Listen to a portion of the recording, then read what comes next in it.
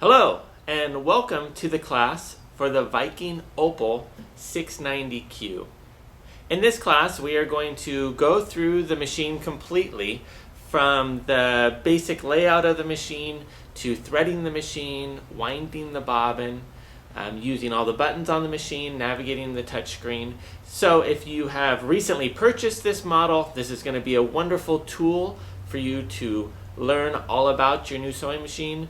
Or if you're thinking of purchasing this machine, this wonderful machine, this will get you all of the knowledge you need to know what this machine is all about. So first I'm going to point out a few of the features that we see on the Opal 690Q by Husqvarna Viking.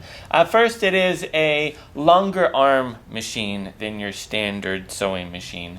I believe this machine hovers right around 8 inches from the needle to the inside of the arm with extra height here. So it has a nice big working area here for your quilting. A couple other things is it's well lit. It has LED lighting. It has 3 banks, one here, here, and here. So the lighting is complete across the entire arm of the machine. It is a drop-in bobbin machine, has an automatic needle threader, quite a few stitches to choose from. It has a touchscreen navigation here, and it has a couple of Viking's very special features, like their exclusive sensor system, which we'll talk a little bit more about later, but basically it senses the thickness of the fabric when you're sewing, and it adjusts the foot pressure to help really climb over seams well, and it does a bit more in that we'll touch on in a few minutes. And also Viking's exclusive sewing advisor, where you can tell the machine the kind of fabric you're sewing on, and it's going to better set the entire machine up to match that fabric. A few other features I like is it winds the bobbin right from the needle, so you don't have to unthread your machine while you are sewing. This is a wonderful machine, automatic thread cutter, and we'll talk a little bit more about that in just a second. Okay, so let's talk about threading your Opal 690Q. It threads very easily. You have your spool of thread that goes right here on your spool pin. Now the spool pin will work both in the horizontal position and the vertical position. Now it's better to use your threads in the horizontal position, because when the thread is standing in the vertical position, the spool of thread has to rotate every time when the stitch is being formed, right? And the fatter and heavier the thread, the more drag this may cause, which will change your tension settings slightly. But when the spool of thread is down, the thread just falls off the end without actually rotating the spool around, which causes the tensions to stay really consistent. Now, when you are using this, you have these spool caps. The machine comes with 2 large spool caps, a medium-sized spool cap, and a small-sized spool cap. Now what you want to have on your machine is you want to have the large spool cap on first. Now ideally, with that large spool cap, you want to have the felt pad that comes with the machine should be right here resting on top of it. Ours is over on our demo floor, so I don't have it on the machine. But it goes large spool cap and felt pad. The reason why you want the felt pad is for when the spool of thread is being used in the vertical position, it has that nice surface to sit on, and that felt pad keeps the thread from spinning smoothly. So I usually tell people, put on their large spool cap on the felt pad and leave it there forever. So then next, we will put on our spool of thread, and then you can match the cap that goes on the other end based on the spool that you have. So if you're using a medium-sized spool, you use a medium spool cap. If you're using a large spool of thread, use a large spool cap, and a small spool of thread, you can use the small spool cap. Now on these, I usually use the small spool cap turned around backwards. So this, where the little forks are facing the spool, that's actually backwards. But I do that on these because it's a really small end. Okay, so from our spool of thread, the first place we go is into this metal thread guide here. This is a pre-tensioner, and it takes all the loops and twists out of the thread before it enters the tension assembly. So from here, we're going to go to this. And then one other thing too is that The direction you want your thread coming off the spool is you want your thread to come over the top like this, so that when you pull the thread down, it looks like a waterfall. So that's the ideal way for your thread to come off your spool on the Viking. So from here we go right under this little metal guide, and then you start following the groove of the machine. One thing I want to point out too also is you'll notice this little button guide here.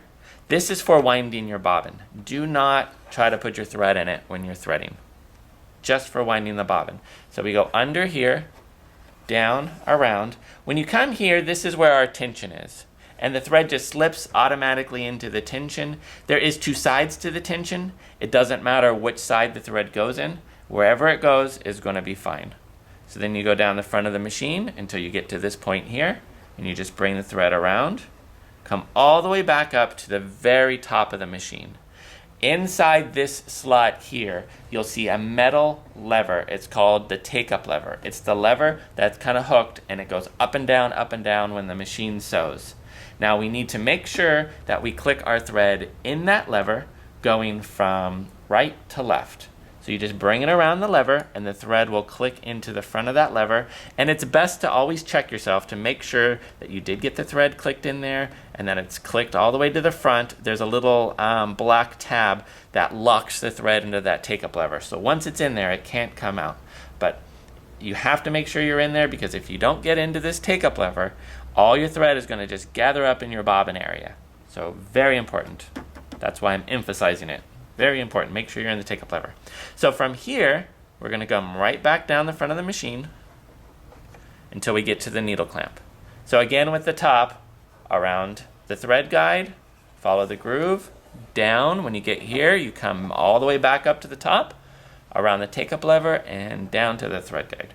So now we're at the needle clamp here, where this thread guide is right on the needle clamp.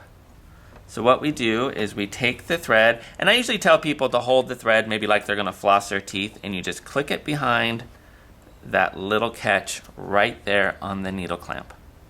Now we can use our automatic needle threader.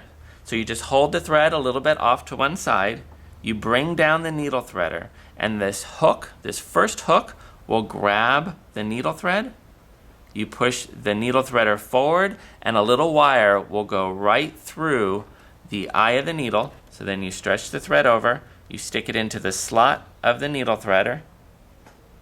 The little hook will grab the thread, and it'll pull a loop behind the needle. You just grab your thread, and you pull it through the rest of the way. I ended up with a really long tail because I was messing with my thread, but then you just pull it through the rest of the way, and you can bring it under your foot and cut it off on the little cutter that's right here on the side of the machine.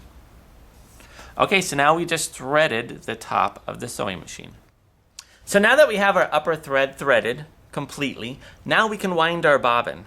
So this is a little different than on other machines. You would have wound your bobbin first because you have to have your thread out to wind your bobbin. But not on Viking. Viking's a really nice design where when you're sewing and you're running out of your bobbin thread, you can just take your needle thread and you can stretch it over to your bobbin winder and it'll wind right from the needle thread.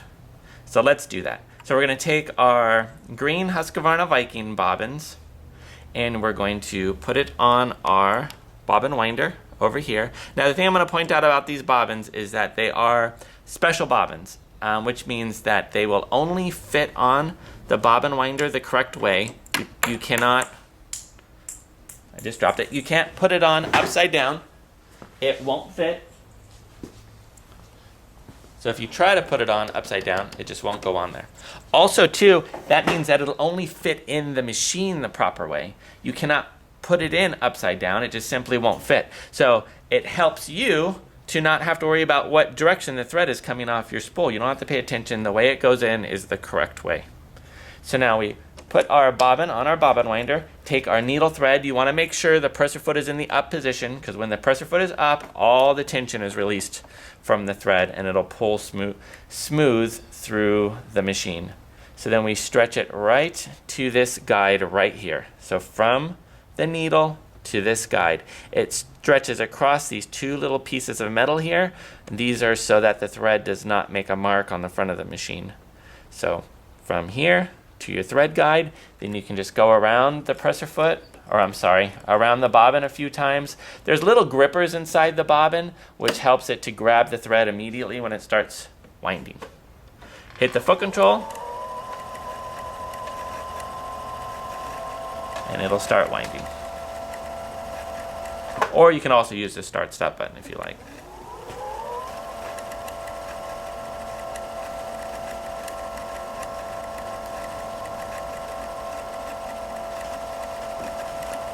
So we'll go ahead and let this bobbin fill all the way up. Okay, so when the bobbin is full, you can just stop, pull it off. There's a little razor blade right next to the bobbin winder. And we have a full bobbin that we can just put in the machine and start to sew. So let me show you how to insert the bobbin into the bobbin case. Okay, so we just slide off our cover. We take our full bobbin with the Husqvarna Viking symbol facing upward, otherwise the bobbin will not fit in. You drop the bobbin right into the bobbin case, and now we're going to pull the thread into this little metal catch right at the base of the bobbin case. So the way that I like to do it is I put one finger on the bobbin so that I can pull this thread kind of tight, and I just click it in, and you'll hear and feel a little click. Then you bring the thread to this little guide and down here to the razor blade that will just cut off the tail like that. Then you put your bobbin cover back on. The reason why there's a razor blade that cut off the tail is because unlike an old machine, you do not have to rotate the hand wheel to pick up the bobbin thread. Now that it cut it off at the proper length to reach the stitch plate to pick the thread up on the very first stitch.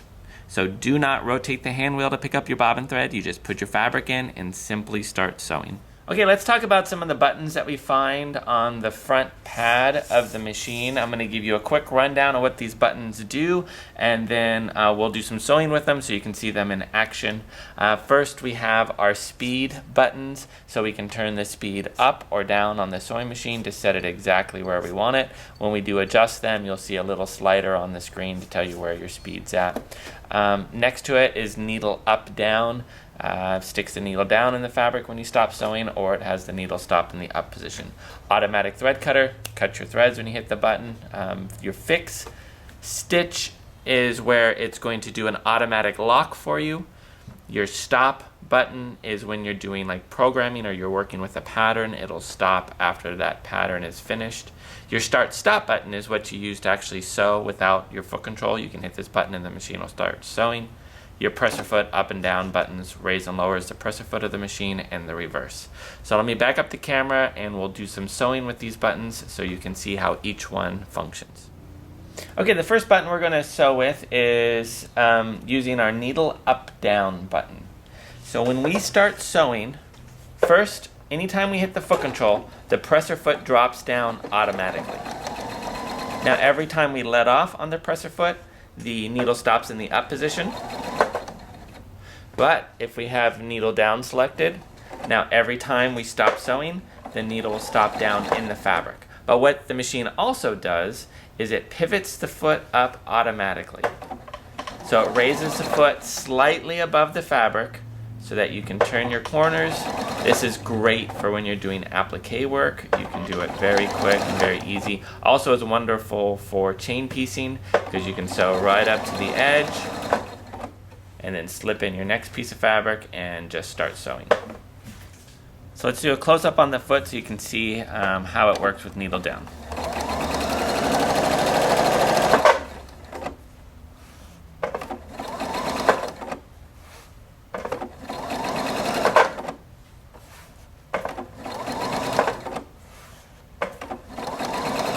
Also, I want to point out when we do not have the needle down selected by touching the button, so now the needle only stops in the up position, but there's a feature on Viking sewing machines where if you tap the foot control, if you give the foot control a short tap, it will stick the needle down for you.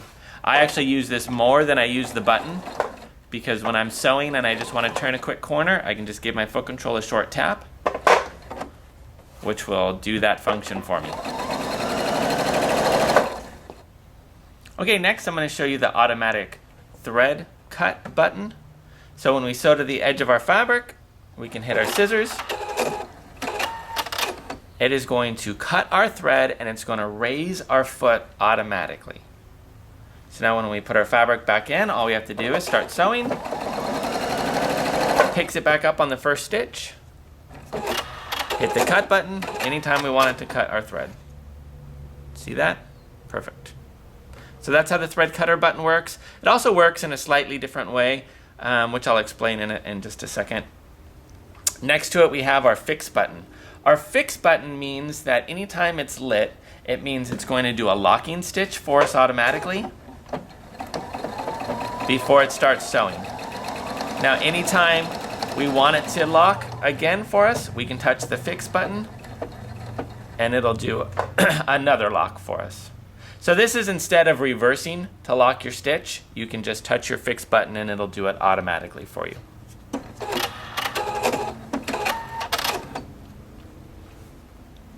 Okay, our stop button. Stop button has to do with sewing out like a pattern. So if we had a stitch up on the screen, so let me go grab something that has a little bit of a pattern to it.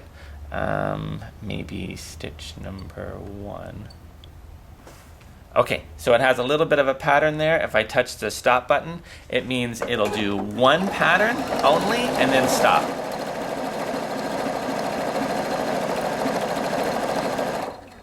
And when it stops, it also locks the stitch for us. See that? So it did just one pattern. Now, the other way that the automatic thread cutter works is that anytime you are sewing, and while the needle is actively moving, if you hit your thread cutter button, it will always wait until the pattern's finished. It'll tie, and it'll cut and raise the foot automatically. See that? So anytime you're actively sewing and you hit the thread cutter button, it'll again wait till the pattern's finished, it'll lock, cut, raise the foot. Now if you're doing just a regular straight stitch, a straight stitch, every stitch is a single pattern. So anytime you're sewing and the needle is moving and you hit your thread cutter button, it'll lock, cut, and raise the foot. But that's while the needle is actively moving and you hit the thread cutter. If you just sew and stop and then hit the cut button, then it just cuts immediately without locking the stitch. Okay, so that's how those buttons work. The button there, the stop start button, means that anytime you touch that button, the machine will start to sew. You can hit the button again to stop it from sewing. So it's sewing without your foot control, without the use of your foot control. Now you can also use your speed buttons to set the speed you want.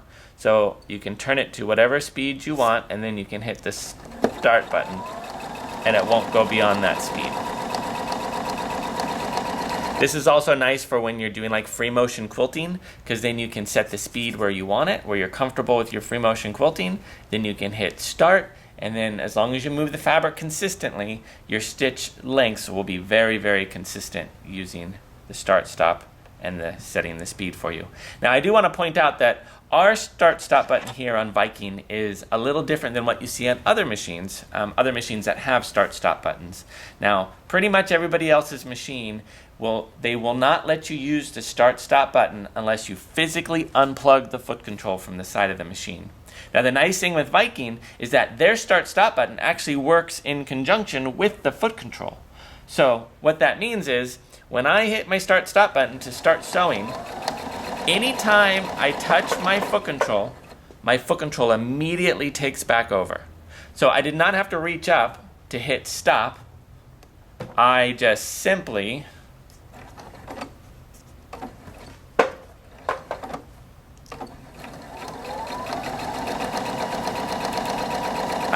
touch my foot control, and the foot control is immediately took back over. So it's really nice how they work together. And it's really nice too when you're doing free motion quilting to not have to stop with your hands and reach up and hit that stop button. You can just take your foot and tap your foot control and it stops. So really nice. Reverse here is just what you think. When you're sewing and you hit the reverse, it's going to reverse. When you let off the button, it comes back forward. Now the button also works where if you're not sewing and you hold the button down, the little light's going to light up because that's going to put it into permanent reverse, meaning that it'll only reverse until you hit the button to make it come back forward. So 2 ways that this button works. Okay, so that's a basic rundown of the buttons on the front. Well, forgot one thing. The presser foot up and down buttons. Those are very important to know how these work because this machine uses Viking's exclusive sensor system, which means it has no lifter lever back here. It's actually one of my favorite features, the fact that it does not have a lifter lever. My machine at home has this sensor system in it, and it's one of my must-have features in a sewing machine. So the way that it works is that you have the presser foot up button here, then you have the presser foot down button. Now, each button actually has 2 touches. So when you hit the presser foot down, it drops down. But if you hit the down button a second time, the foot just barely hovers above the fabric. And why you want it to do this is if you had a lifter lever, you're used to raising and lowering that lever to get the needle right where you want to start sewing on your fabric. So instead of doing that, you hit the down button a second time, makes the foot hover slightly above the fabric. You get the needle right where you want to start sewing, and then you just hit the foot control, and then foot will drop down, and you can start sewing. So now the up button also has 2 touches. So when you touch it once, it goes up to a normal height. Now if you touch it a second time, it goes to a really, really high position.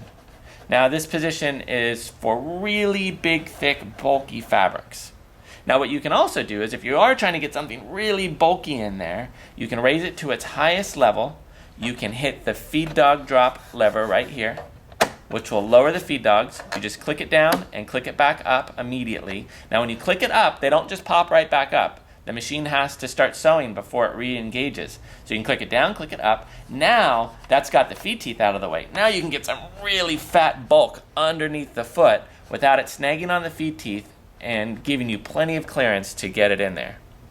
So then as soon as you start sewing now, both the feed teeth and the presser foot all come back to life and you're off and running. So that's how the presser foot up and down buttons work. They're wonderful. My favorite part of the machine is having the sensor system on it. Now the really nice thing too with the Viking Opal here is that this is the first machine in Viking's line that has the sensor system in it. And it's one of Viking's long-time really desirable features that they have built into their machines. And there has never been a machine at this price point with this sensor system. It was, in the past, only held for their most high-end models. So it's wonderful that they have this feature on this Opal machine. Okay, so let's talk about the navigation of the touchscreen. So it is a touchscreen. They give you on the side of the machine a little stylus, and the stylus holder is right here on the side, so it's very convenient. Now, the nice thing too about having a touchscreen is that it's really easy to navigate through the machine. It's a little simpler than having a whole bunch of buttons on the front. I do recommend using your stylus instead of maybe your finger. The fingers are oily, and so you'll grease up your screen a lot when you're using your finger. If you do want to use your finger, just maybe use the back of your finger, the fingernail, a little better. So what we have here on the screen is we have the stitch that we're on. It shows you, and actually shows you in real size on the screen. You have the recommended foot, recommended needle, the fabric selection that we had the machine set to. So right now it's woven medium fabric, which is part of your sewing advisor. I'll show you in just a second. The stitch that we're on. This machine does use electronically controlled tensions, so you don't have a big dial on the front of the machine that you have to change or adjust. The machine is going to adjust itself for you. But if you wanted to tweak those a little bit, you could just by touching this. Plus and minus. Now you'll notice that the default's 4.6 for this particular stitch, but when you change it, you'll see that the numbers get highlighted just to let you know that you changed them. You're not making permanent changes, so don't worry about playing around with these settings. You're not changing the machine's tensions overall. It will reset itself when you change the stitch or when the machine's turned back off and back on. Right here we have the length of the stitch, so how long our straight stitch is. This right here is needle positions. When you're zigzagging, this is going to be stitch width. But when you're straight stitching, this will move the needle from left to right. And the nice thing is too, is that you see it change on the screen in relation to the foot. So you get a really good idea on what you're doing and where the needle position is going. And you can also watch the needle on the machine. It'll move from left to right.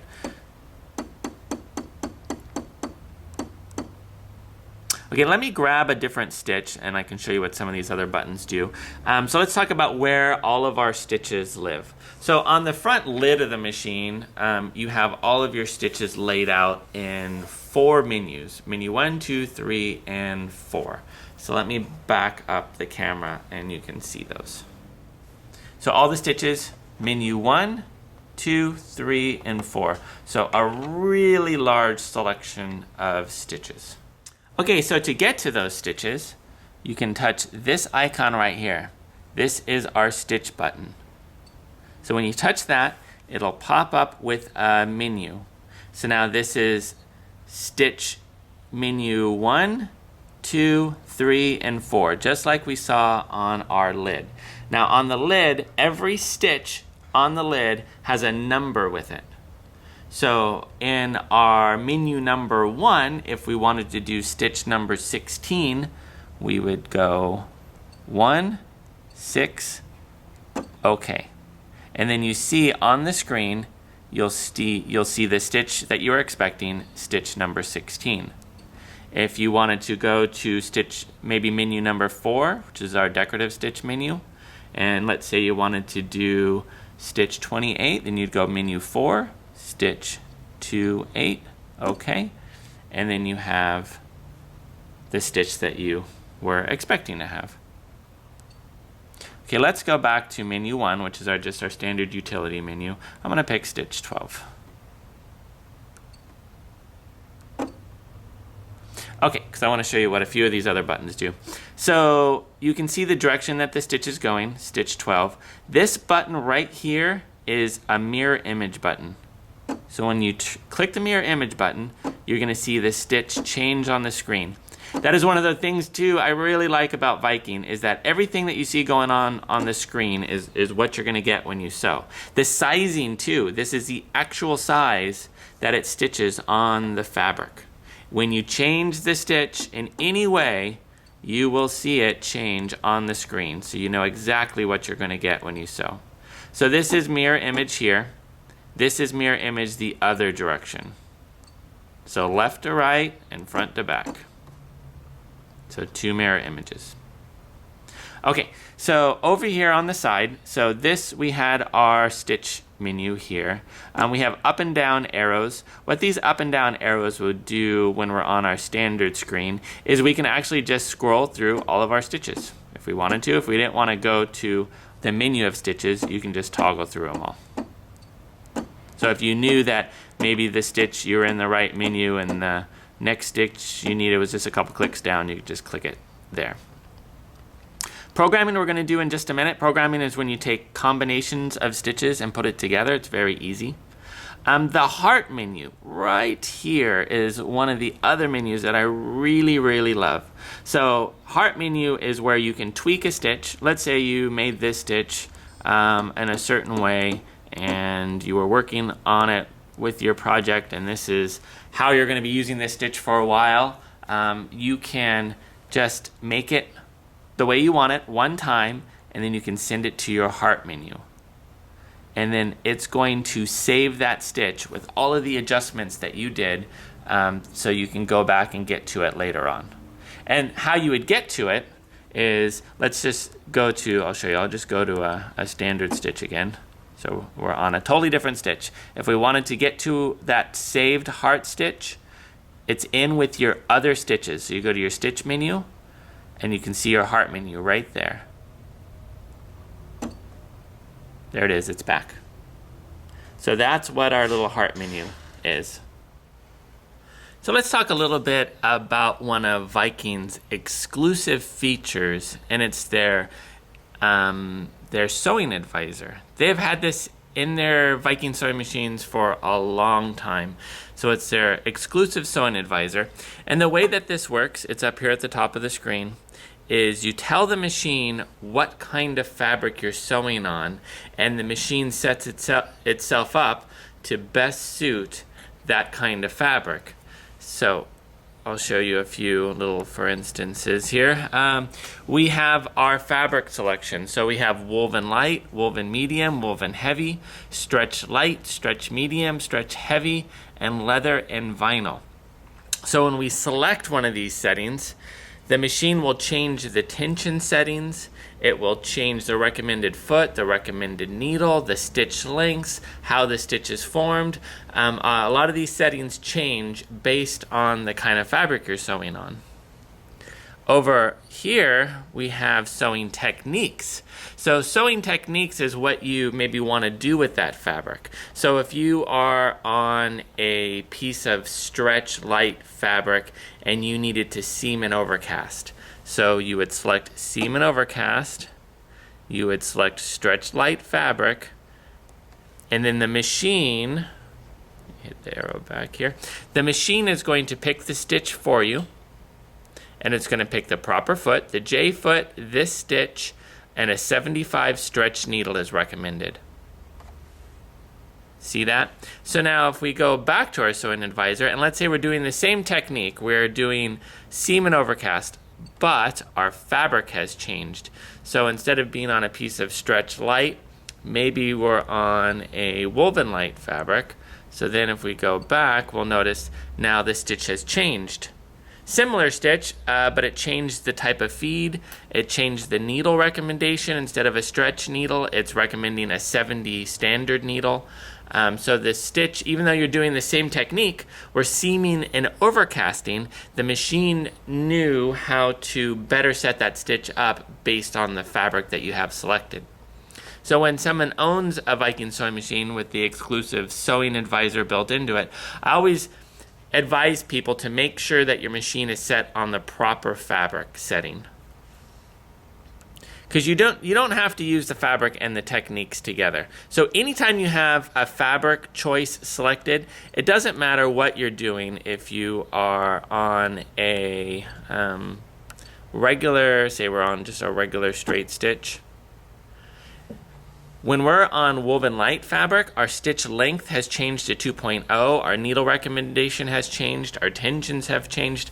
A few settings have changed on the machine just from changing the kind of fabric you're on, even though you're just doing normal, regular, straight stitching. If we were on, say, a heavy, woven heavy fabric, you'll notice the stitch length is 3.0, the foot recommendation has changed, the needle recommendation has changed. So when you're using your sewing advisor, I would say 90% of the time you're probably going to be on B, woven medium. So that's how the sewing advisor works. Great feature. I'll show you one other thing here in the sewing advisor, kind of along the same lines. I just want to show you, if you are using it to set a seam, you'll notice that when you get to your stretch fabrics, it's not going to be a straight stitch. It'll be this little lightning bolt stitch, because straight stitches can't stretch with stretchy fabric. But when you're on woven medium, you'll notice that it's just a regular straight stitch there. So it really is a smart tool in your Viking sewing machine. Okay, let's talk a little bit about programming. Programming is where we take different combination of stitches and we put them together. It's really a lot of fun. To do our programming, we go right to this little button here. It says PROG. It'll open up our programming screen. Now, all we have to do now, it's really easy, is we just go find the stitches that we want to put together. So we go to our stitch menu. And let's go into our decorative stitches. Now let's put the car, which is stitch 33. So you'll see a little car on the screen. Now let's put the little trailer that goes with it in there, which is going to be stitch 34. So now you'll see a combination of a car and a trailer put together. I'll stitch this out so you can see what it looks like. So once you do your combination, you just have to hit the start button, to start the machine sewing.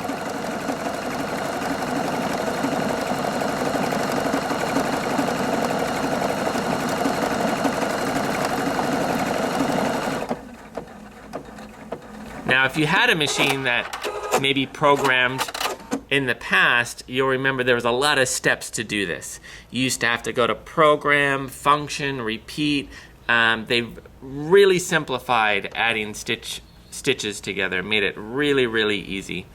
So you can see here, that's our little car and wagon put together. So you can put any combination of stitches together. If you make a mistake, say we accidentally keyed in the wrong stitch and we've got that funny looking stitch with our car and wagon and that just doesn't belong, we can just hit the little X back button and it'll delete that stitch. If you need a toggle to the first stitch because you made a problem there, you can toggle and make changes, delete, add, do whatever you like. So this is how you correct your mistakes there. So again, you can go into here and you can play around with any combination. So if I wanted to do like stitch 1 and maybe stitch 5. So you see I got that combination. Now the thing with it too is you can customize a little bit more. So if you like the combination but you actually wanted maybe this stitch mirror imaged in there, you can do that by touching your mirror image button.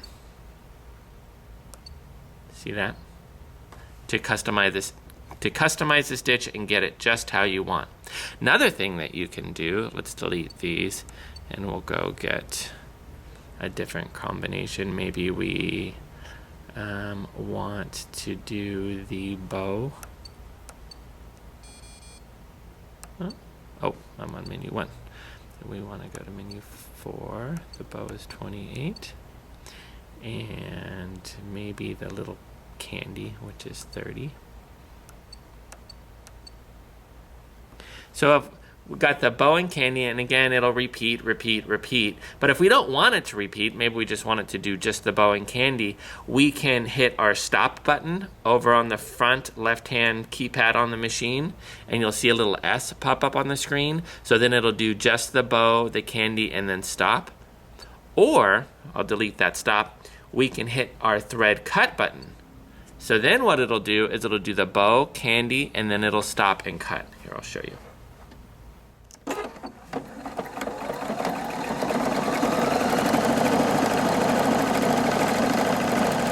You'll notice too, as it's stitching these patterns out, the pattern will start to go by on the screen, so you know which one you are currently working on.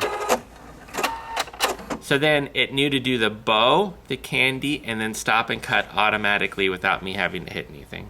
So we got the bow and candy, and then it cut. So that's the programming screen. Now let's talk a little bit about doing the alphabets that are built into the machine. You can write names, you can write whole sentences. If you want to make a label for something, you can write, made with love for so-and-so. And how you do this is you go to your stitch menu, and your stitch menu is this button right here. So when you touch your stitch menu, this is where all your stitches are, and you got these little toggles across the top. You have your stitch menu, we have our heart menu, and then we have our alphabets here. So you touch your alphabet screen, and we have 2 different font styles in this machine and a few other languages here. So you can pick the font style that you like best. I'll pick the brush line font. So then if I wanted to write my name, you just touch on the letter that you want. So I have uppercase, and then if I want to switch to lowercase or numbers, use the up and down arrows here. So now it went to lowercase. Like that. If I touch this down again, I'll get numbers and some symbols there that I can work with. So I wrote my name. If I wanted to maybe put a sewing stitch with my name, I could do that because, again, I'm actually in programming mode right now. So I have my name written there. I can go to my stitch menu, go to my stitches, and let me find a cute little stitch to put with my name, maybe stitch 37. which is a little heart.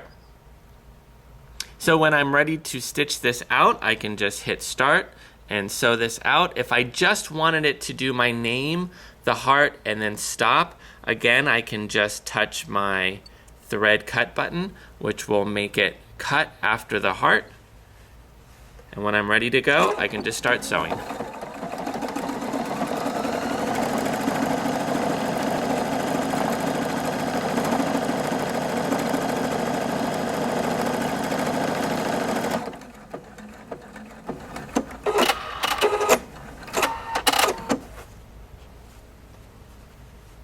So then I get my little name with the heart there. Now, if I really like what I made and I'm going to maybe use this again, let's say I wrote a whole sentence and I don't want to have to recreate that sentence each time, then you would use your heart menu. You just pick one of your empty spots in your heart menu and it'll show up right there. That again, you can retrieve anytime you want just by going to your stitch menu and going to your heart menu. Okay, let's talk a little bit about our tools menu, and then we'll get to do a little bit more sewing on the machine. So the tools menu is located right here. This is all the settings for your machine. So the first setting at the top is the presser foot pressure. Now this machine has Viking's exclusive sensor system built into it, which means the foot does sense the thickness of the fabric as you sew, and it adjusts the foot pressure automatically. If you wanted to lessen that automatic foot pressure adjustment or increase it, then you can do that here. But we find that for the most part, where the machine sets it is pretty accurate. But if you're doing a lot of maybe uneven fabric where you're just going from thin to thick to thin to thick to thin to thick, sometimes it helps to pull a lot of the foot pressure down so that the foot can just kind of go up and down really, really quickly. The sensor foot auto. What this is when you're sewing with the needle in the down position, the presser foot raises up automatically so you can pivot and turn. Also, when you hit the thread cutter button, the thread cuts and the presser foot lifts automatic. So all the times that the presser foot lifts automatically, if you don't want it to, you can turn that off and then it'll only lift when you hit the up button. Twin needle is a nice feature that they have built into their menu. If you do use a twin needle, that is where you put in a special needle that actually has two needles and you run two threads through the machine at the same time. If you're going to do that, you can turn on the twin needle setting. You can tell the machine what size twin needle you're working with, and then the machine will show you a twin needle on the screen there. But then what it's going to do is it's going to limit the width. So the needle will not move too far side to side for you to break that needle. But the cool thing is, now you can actually play with your other stitches. So if you went into your stitch menu and you wanted to play around maybe with a decorative stitch, you could do that, because it would just do 2 rows of those stitching side by side. And because you told the machine, I'm using this size twin needle, you won't break your twin needle. So you can, it really gives you a lot of freedom to play around with that twin needle, where on other machines or in the past, you put a twin needle in, they only want you to straight stitch, because if you move that needle side to side, you're probably going to break something. But you have the freedom to do that in this machine. Really cool feature. So we'll turn the twin needle off. Okay, twin needle is off. Stitch with safety is a nice feature too. That is if you put on a straight stitch needle plate or a straight stitch presser foot, you can, as a safety precaution, you can check that little box there, and that'll prevent the needle from being able to zigzag. So even if you pick a zigzag stitch, the needle's just going to stay in the middle so that you don't break your needle by accident. Then you have your free motion, you have your free motion settings. You have your free motion floating, and you have your free motion spring action. We're going to do some free motion in just a few minutes, but free motion floating is a quick little pop-on foot that comes with the machine. Free motion spring action is one of the larger, screw-on type of free motion feet that bounce up and down when the machine sews. The free motion floating is kind of my preference, and it's what comes with the machine. It's really easy and works out really, really well. You have the alarm. That's all the little beeps that the machine makes at you, the little clicks when you're touching the screen, and when you're doing things wrong, it'll beep at you. So you can turn that off if you don't like it. You can make the screen brighter if you need to. You got the screen contrast. Or if you speak another language, you can change the language selection. There's quite a bit built into the machine. Let's take a look. Yeah, it's a lot of different language choices. So that is your tools menu there. So I want to show you a great little optional accessory that you can get for your Viking Opal sewing machine, and that's Viking's extension or quilting table. It's a great little table because it slides onto the machine just like your accessory box slides onto the machine. There's no feet to deal with, so what we do is we take off our accessory box that holds all of our feet and notions. Then we can take our quilting table and we can slide it right onto the machine like that. It's nice because it matches the look of the machine, it matches the contours of the machine, and it has this great little seam guide on it that you can position wherever you like to the left or right of the needle. So you can put it at 5/8 or 1/4 inch or wherever you like your seam guide to rest. If it's in your way, the nice thing is you can just slide this and you can slide the seam guide off of the accessory, off of the extension table. So it really is a great addition to your Viking Opal sewing machine. Okay, so let's do a little bit of free motion quilting on your Opal machine. Now to do free motion quilting, the first thing you want to do is you want to lower the feed teeth. So to do that, I'm going to slide off my little table, and it's this little switch right on the front of the arm. So up or down there. So you put it in the down position, which is to the right. Now we are going to tell the machine that we want to do free motion quilting. So we're on a regular straight stitch. Now I can go to my tools menu and we're going to pick free motion floating, because we are going to use the foot that came with the machine, which is this foot. This is the free motion floating foot.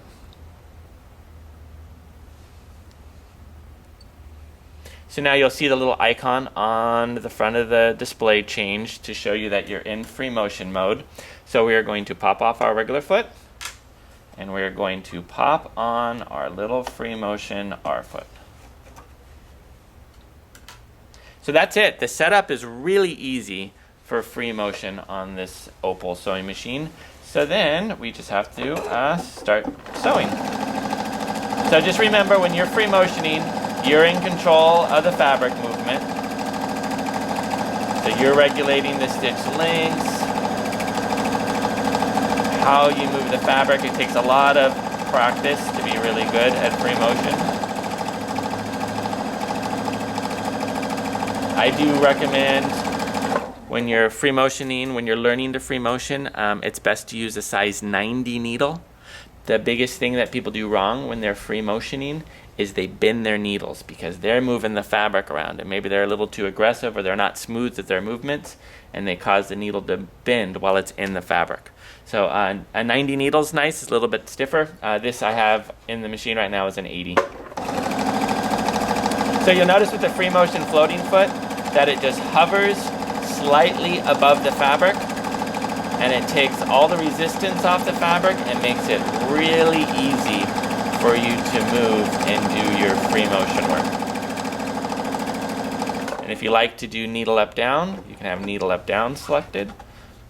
So when you're going to start and stop a lot in your free motion, I would recommend using the needle up down.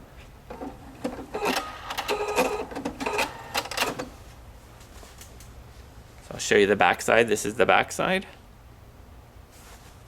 and that's the front side. So the tensions are really nicely balanced for free motion. The machine does a great job with its free motion quilting.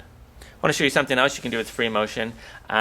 You can do monograms like you would a long time ago. Back in the day, they used to do monograms by selecting a zigzag stitch and moving the fabric by hand. So when we're in free motion mode, we can just go and select a zigzag stitch, which is stitch number 5. You can make it whatever width you want. The length doesn't matter because you're going to be moving it by hand. And then I'll show you how this is done.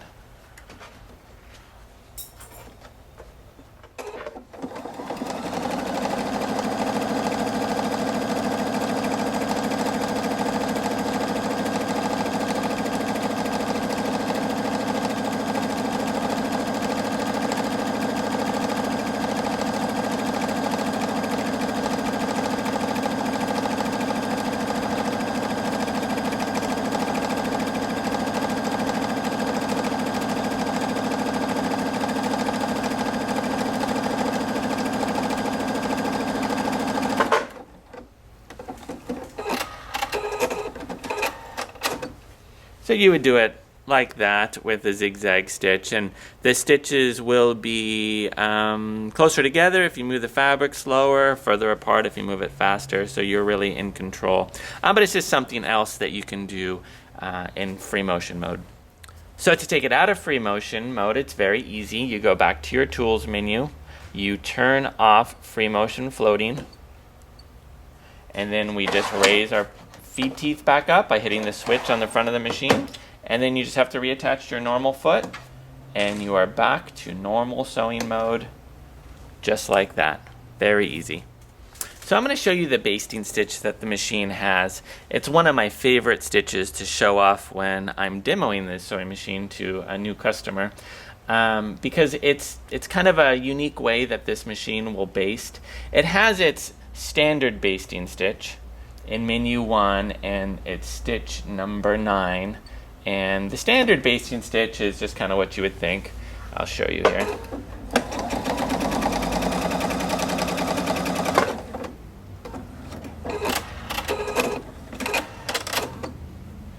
It is just a nice long stitch length with the tensions turned down to make it easy for you to pull out. But you have another basting stitch, and I call it either the hand basting stitch or the free motion basting stitch.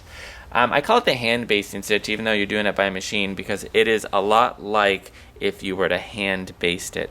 So how this works is when you select it, it's stitch number 10. It doesn't look like anything too, just looks like a little dot on the top of the machine. And when you select it on the display here, it just looks like a little dot. So if you don't know what this stitch is, you would have trouble figuring out on your own. So the way that this works is you place your fabric under your foot. Every time you hit the foot control, it's going to do a stitch. I gotta take my needle up down off. It's going to do a stitch. It's going to raise the foot for me up and down. It'll release the tension so I can slide my fabric. Now I can baste as little or as long as I want. I can baste an inch or I can baste a foot. It all depends on how far I want to drag the fabric through.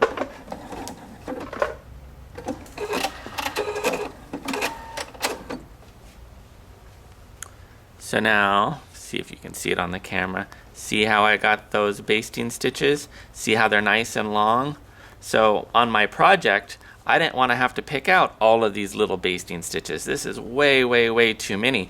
I just needed a few tacks to hold everything in place. Now the nice thing with this basting stitch too is because the machine has adjusted the tensions, it's pretty easy to pull out this basting stitch. So see how easy it was to pull that out? Think about how much longer you're going to spend having to pull out all of these stitches. So the free motion basting stitch, stitch number 10 in menu 1, great tool. Okay, so now I'm going to show you how to do buttonholes on your Viking Opal. Viking Opal does awesome buttonholes, and it's really, really easy. Now, you actually have a couple different ways that you can do this, and I'll show you. But you have a couple ways you can get to your buttonhole stitch. You can go to your stitch menu, and menu 1, if you look at the top, you've got a lot of different buttonhole choices. So then you can key in, whatever choice you want. And I keyed in the little keyhole buttonhole that you can see on the display. Or you can go to your sewing advisor and you can tell the machine what kind of fabric you're working on. Okay, I'm working on woven medium. And then you can click on techniques and you can go, okay, I'm on woven medium and I want to do a buttonhole. Then what it's going to do then is it's going to pick the proper buttonhole for woven medium fabric. So now you have the density of the buttonhole here, and you have the width that you can play with if you wanted to. Now you have two different ways you can do a buttonhole. You can use the Viking's Cincermatic buttonhole foot that comes with the machine. It does perfectly balanced buttonholes. It measures the length of the buttonhole for you and makes sure that everything turns out perfect. So the way that this works is you pop off your standard foot. You are going to pop on your buttonhole foot, and you'll notice there's a little plug-in for this foot. Looks like a little headphone jack. There is a little spot right here, kind of behind this LED light, that you can feel with your finger to plug in the foot. When you plug in the foot, the machine now knows we have the foot plugged in. And what it's going to say on the screen is it's going to want to know how long we want our buttonholes to be. The default is 16 millimeters. And right there is where you would change it to whatever size you needed. Now down on the front bottom part of the machine, there's a little ruler that has a millimeter gauge on it. So you can take your button and you can hold it up to that ruler and you can see how big of a button hole you need for your button. So in this case, we'll just pick an 18 millimeter buttonhole. And when we're ready to start, I can either use my foot control, but I'm going to use the start-stop button.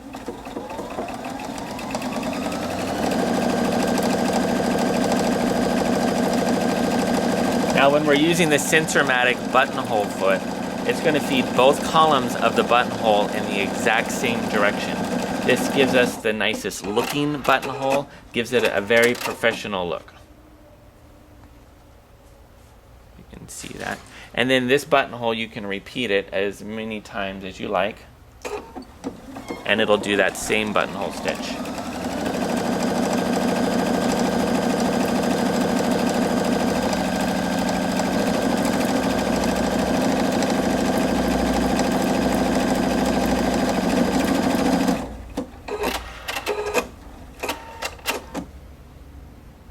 Same buttonhole stitch there. So now you also have the choice then to unplug your Cincermatic buttonhole foot. And one thing I do want to point out with the Cincermatic buttonhole foot, when you look at the red wheel here that's going to roll on your fabric, there is a white part. We call it the white crown, and there's a white line here. You need to make sure that the white crown is lined up with the white line when you start your buttonhole each time. You don't want to start your buttonhole with the foot in the red part, because you may not get a perfect buttonhole. So always start in that white section on the wheel. So now we take off our Cincermatic foot, and now we can do a manual buttonhole. So we put on our standard buttonhole foot, which is our C foot. And this would be good if you're in a spot, maybe a tight corner on your fabric, or you have to be really close to the edge where this wheel can't roll on the fabric. Then, in those cases, you do the manual buttonhole. And the way that this works is the machine does not measure the length of the buttonhole for you. You mark your fabric, start sewing. It'll start to do one column. When that column has reached the length that you want for your buttonhole, you touch your reverse button, which tells it now you're ready to bar tack the top and start to come back forward.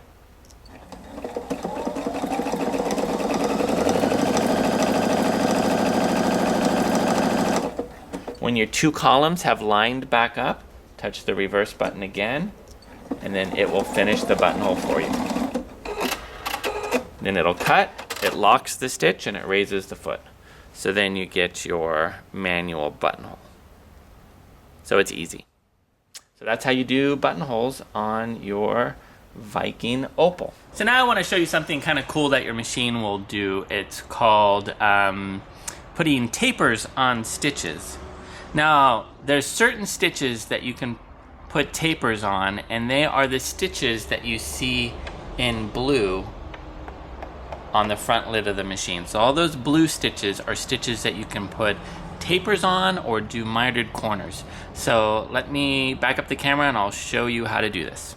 Okay, so first we're going to select one of the blue stitches. So we're going to go to our stitch menu.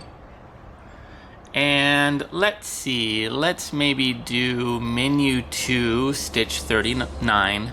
So menu 2, stitch 39. Okay, it kind of looks like a little brick path. So you'll notice that when we selected that stitch, a new icon appeared on the screen right here. So when we touch that icon, a window will pop up, and these are all the different angles that we can put on that stitch. So let's play around with maybe 45s. So we'll pick 45 beginning, and we'll toggle to the end of the stitch, and we'll pick a 45 for the end of the stitch. And then we'll hit back with the little arrow button. So now we can sew that stitch out, and I'll show you what it looks like. Okay, so I'm going to use my start stop button, but of course you can use the foot control. So when we start sewing, it will start the stitch with a 45-degree taper. When we're ready to finish the end taper, we just touch the reverse button to let it know we're ready to finish, and it'll do a 45 on the end. So now what I'm going to do is I'm going to put my needle in the down position so the foot hovers up. I'm going to turn my fabric 90 degrees and start sewing again. Now it'll do another 45 at the beginning. Touch the reverse button when we're ready to finish.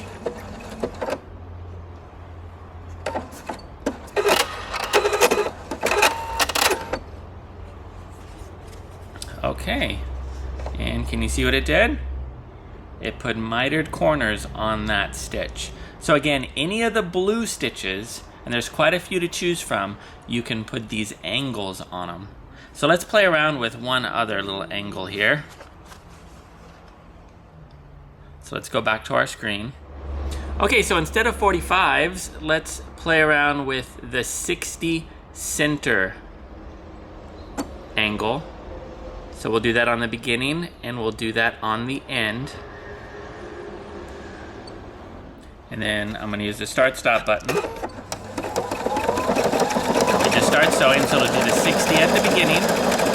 And when we're ready to finish the end, we can just touch the reverse button, and then it'll finish the end.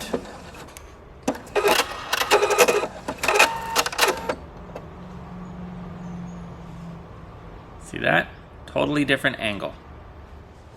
So there was quite a few different tapers that you can choose from. 30s, both left and right justification or center justification, 120. There's quite a few that you can play around with. You'll also notice too, when you have them selected, it kind of tells you on the screen that to finish the stitch, you need to hit the reverse button. That's why this is there. So it gives you a little bit of a clue on how to end your stitch, or to tell the machine you're ready to finish your end taper there. So tapers they're kind of fun. They're nothing that you're going to necessarily do every day, but they're a fun feature that is built into the Opal sewing machine. Okay, so now I want to show you just how great this machine is at doing applique. Now, one of the reasons why I feel that this is such a good machine to have for doing applique stitches is because of the sensor system. Because the foot will raise up automatically when you have the needle down selected, and it makes your applique go very fast and easy. Now, most of the time, for a lot of people, when they're doing applique, they'll put on an optional open toe presser foot where it's completely open in front of the needle. But I'm not going to this time. I'm just going to use my standard A presser foot. So I'm going to line it up just where I want the needle to start sewing. I'm also going to select the needle down for me. And now I'm just going to start sewing.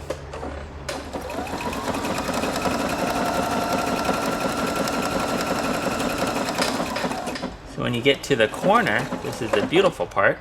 You don't have to raise a lever or anything. You can just start sewing. See how fast I'm doing that?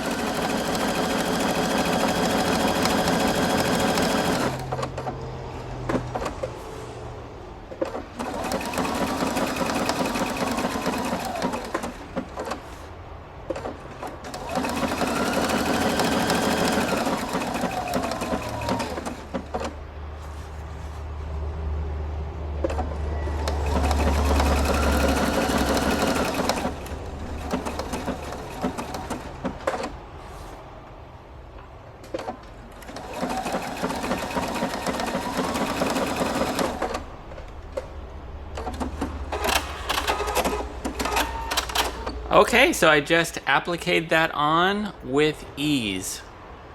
Very fast, very easy, and it does just a beautiful job. Well, I hope you have enjoyed the video on the Viking 690Q. It's a wonderful machine. We enjoy sewing on this machine here at Village Sewing Center quite a bit, and since it has come out, it has been one of our better selling machines. As a matter of fact, we're out of stock on it right now. So the machine is great. It's at a wonderful, wonderful price point. There has never been a machine like this at this price point, so just great.